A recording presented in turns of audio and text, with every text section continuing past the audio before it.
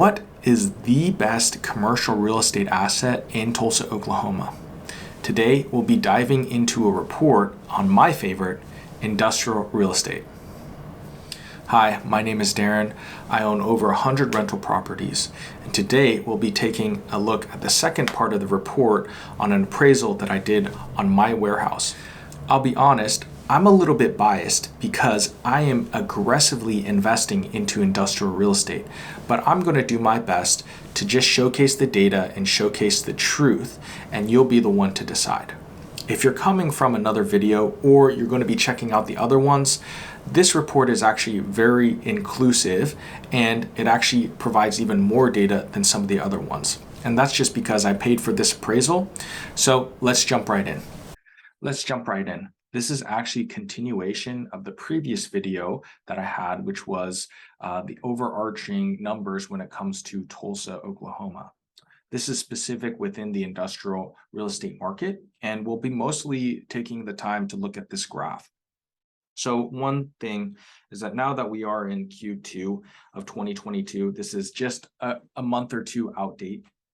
But as you can see right here, we have 115 million square feet of industrial property and only have about 4 million up for grabs when it comes to rent or buying. That puts us at a 3.5% vacancy rate, which is incredibly low. And as you can see, throughout even the pandemic, we see the demand for space going to the lowest that has ever been at 3.1% in 2021. Some things to notate about this particular one is actually it projects out to 2026, which is very interesting. On my other reports, that's probably not going to happen. But what I really like looking at is this average 2011 to 2021. So just looking very overarching for the past decade, what has happened in the industrial space. So as you can see, we started at 5.7%, dropped down to its lowest at 3.1%. Now we're kind of evening out, and they project out that we'll be closer to 4%, which was the average. But now we're at 3.5%. The completions are averaged close to 1.2 million, whereas the absorptions was at 1.3. So you can see right there, there's a supply and demand issue. And that's why all the square footage was absorbed. And that's why it dropped to the lowest it's ever been at 3.1. Because it's dropped to 3.1, as you can guess, there was an increase of the asking price per square foot, which was $6.11 all the way from $4.55 in 2011. The average being 518. So that's a really interesting inflection just because that's just how supply and demand works.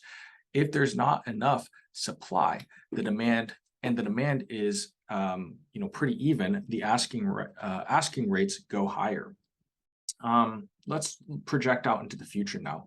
So as you can see, I think for 2022, because of the raising cost of doing business, specifically building materials, the completions and the inventory under construction is pretty low. So as you can see, it's only 700,000, whereas in 2019, 2020, those were peak years of the pandemic. We see 3.3 million and almost at 2.8 million, which is really, really high. Once again, projecting out, JLL and CoStar think that there's going to be enough completions to satisfy the absorption. So as you can see in this right here, there's enough completions starting at 1.8, 1.6, 1.4, 1.2 to satisfy the absorption or the demand, 1.3, 1.4, 1.3, and then almost 1.1. I don't know if that's going to be true just based on the projection of what needs to be built. But as you can see, the average, some of these were 200,000 completion and 2,000 absorption, now jumping up to 3 million. I think that with supply chain issues and the building cost really increasing, people are going to be thinking twice about building. So I don't know if the supply demand issue is going to be fixed in the next 5 years like this does. But even projecting out that, we look at a total of almost 4% vacancy. 4% vacancy, in my opinion, is heavily sided towards landlords. And that's why I'm aggressively investing in industrial real estate. I also forgot to mention during the report, the asking rent per square foot right now is about $6.25. They're projecting out in the future for it to actually top $7.40, an increase of, I believe, 38%. That's what they said. Another thing to notate is that back in 2011, the asking price per square foot was $4.55. So as you can see, there's just been a steady demand, and that has increased rents. Even with the completions being low, I project out that industrial real estate's rent is actually going to shoot up even more so. So as you can see, just from the market data and from my intuition, I believe industrial real estate has a really long runway. I believe that the rise of e-commerce and things like logistics and warehousing is going to be more and more important. And then with that, the rising tide raises all ships. So even though I'm only in local assets and local credit tenants, I believe that with the demand of space and with the little supply that we're getting, the increase of asking rents is going to be really, really high, and that the stability of the actual asset class, as you can see, has been pretty amazing. So I'll be putting out more videos about retail, multifamily, office space, and maybe even some particular niches.